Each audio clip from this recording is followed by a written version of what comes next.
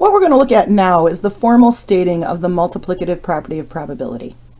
So this says, suppose an experiment consists of simpler experiments. That's the definition of a complex experiment. So we've got these simple experiments strung together.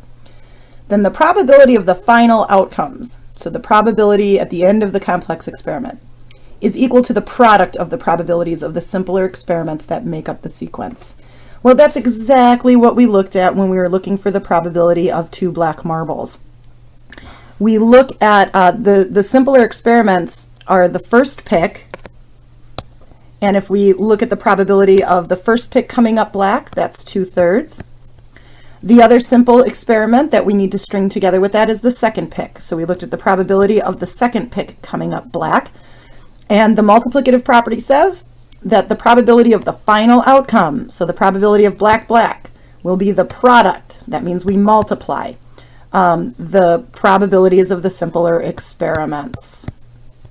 So we were applying the multiplicative property of probability. Every time you multiply along those branches of a tree diagram, you are using the multiplicative property of probability.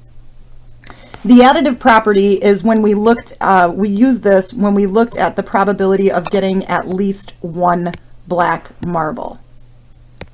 So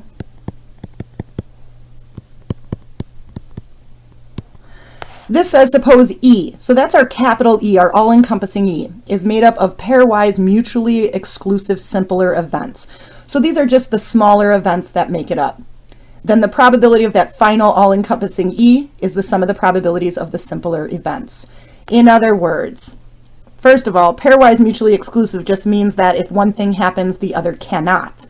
Such as if we get 2 blacks, that means we did not get black-red or red-black. Okay, so those are pairwise mutually exclusive.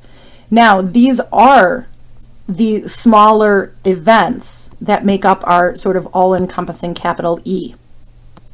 So what the additive property says is the probability of that final outcome of that all-encompassing E is the sum. So we take the probability of each of the outcomes.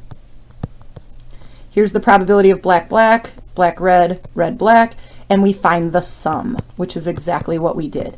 And in fact, we've used the additive property of probability before when we did the cooler example by adding up, say, the probabilities of Dr. Pepper, both diet and regular, things like that. So when when events are mutually exclusive, but it's one thing or the other, then we're going to add. You can kind of remember it this way. If it's and, so we need this and that, we're going to be multiplying probabilities. If it's one thing or another, we're going to be adding. So and often indicates multiplication, or will always indicate addition.